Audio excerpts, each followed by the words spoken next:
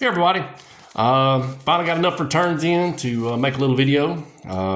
As you can see, I got 4 Alex Trebek stamps back, so it's good to get all my Jeopardy stamps back. But I got Tampa Bay, West Palm Beach, Florida, Providence, Rhode Island, and Baltimore, Maryland. All right, so this first guy that we got here from Tampa, this guy, this is my third time, and third time's a charm. This guy's proved to be pretty elusive for me, and I didn't know if I was ever going to get him back and everything like that. I was really starting to doubt myself, but I finally got it back, Andy McGaffigan. This is Andy McGaffigan. He played from 1981 to 1991. Had a career win-loss record of 38 and 33 with a 3.38 ERA and 24 career saves. He played for the Yankees. He had 2 stints with the Giants. He had 2 stints with the Expos. He played also for the Reds and the Royals. Another neat little tidbit about his career, he had a career batting average of .048, and that's 6 hits in 126 at bats. So I know that Andy was probably not too proud about that, but really glad to finally get off the snide with Andy McGaffigan. It's kind of tough when you see and do your research and find out all these people getting their returns back, and you're like, why can't I get Andy McGaffigan back? But I finally got Andy McGaffigan back on the 3rd time. So really happy to get this one of Andy McGaffigan finally. All right, let me get these things out of here, and I'll put Andy right there. Take care of him there. All right, next we have West Palm Beach, Florida. This guy right here, it didn't take 3 times, but it actually took 2 times for this guy. I sent a fee to him to another address, and it was the wrong address. And then I got hooked up with Pass Pros and got it to the right address, and it worked, flawlessly. It got it back within like a week and a half. But this is of John Tudor, his lone season with the Pittsburgh Pirates. But this is John Tudor. He had a career win-loss record of 117 and 72. He played for Boston, Pittsburgh. He had 2 stints with St. Louis and also a stint with the Los Angeles Dodgers. He had an outstanding 1985 season where he went 21-8 with a 1.93 ERA, but he finished second in the Cy Young Award voting because Doc Gooden had a better year and stuff. And Doc Gooden was amazing back in those days, back 84, 85, and 86. But anyhow, he had a great year in 85. He was also a member of the 1988 World Series champion Dodgers. I think he was a midseason acquisition. He did kind of so-so, 4-3, but he got hit pretty hard in the series. He ended up only pitching like 6 innings in the 88 World Series, but he ended up getting a World Championship ring out of it in return. But finally got back John Tudor. His hobbies include skating and playing hockey. Well, that would be pretty much, I'd expect that out of somebody who's from the upstate New York area. Looks like he was from Schenectady.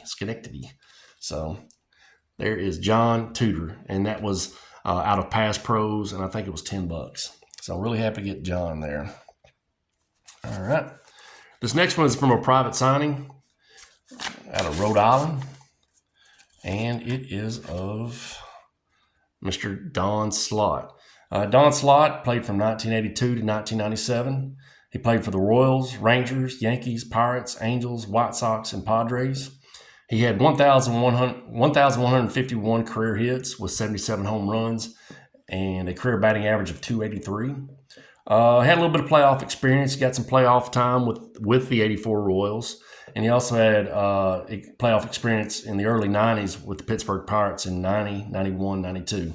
I think it just says something about the need for catching in professional baseball. He was pretty much, I guess, a guy who was maybe a backup catcher.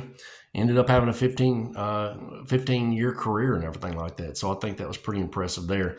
And also, Don was a football quarterback in high school. So really happy to get this one of Don Slott. And this was a private signing. I believe this was $15. So Don Slott. All right, let's slide it over. All right, the last one we have for today is Baltimore, Maryland. And this is of Harold Baines. Harold Baines is a member of the Baseball Hall of Fame. He was inducted in 2019. He had 2,866 career hits with 384 home runs and a career batting average of 289. As you can tell, he was the first pick for the Chicago White Sox in 1977 by Bill Veeck. I'm actually reading a book right now about Bill Veeck called Veeck is a Wreck. I'm sure some people have heard of it.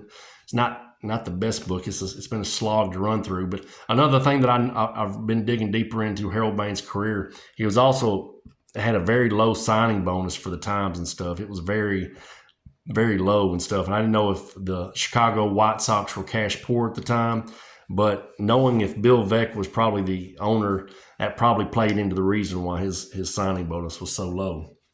Some people don't think that Harold Baines belongs in the Hall of Fame just because of, I don't know, his numbers or his impact on the game or whatever the case may be. But, I mean, he was always a solid performer, best I could remember. I mean, he was a 6-time All-Star. He was a Silver Slugger. He actually had a pretty solid career in the playoffs with a .324 career batting average in the playoffs with the likes of like the 1983 Chicago White Sox, the 90 A's, the 92 A's. In 92 he had like a 440 average and stuff. So the guy could perform at the highest stage and everything like that. So really happy to get Harold. This cost me $20. I've actually got his base card as well. So this pretty much does it for all the cards that Harold Baines has in the 85 set. And pretty happy about that one. So that's 4 right there. We'll do our count here. 363, 364, 365, 366. So we're standing on 366 returns from the 1985 Topps set. I have a lot more returns that'll be coming in the probably next couple of weeks and stuff. I have some private signings coming, so I'm really looking forward to that. So I'm really trying to get over that 370 hump and everything like that. As y'all know, my goal for 2025 is to get to 400 out of the 1985 Topps set. Before we go, I'm going to share one other little tidbit of recent cards with me. I pulled this actually here recently out of a hanger box, and I thought it was kind of cool. I don't get really excited about memorabilia patches and swatches of fabric and stuff like that, but thought it was kind of cool to get one of Derek Jeter, and I actually got a little piece of pinstripe there. So that's a little current stuff besides the TTM stuff. Well, folks, I appreciate you watching. Y'all take care of yourself, and I'll talk to you later. Bye.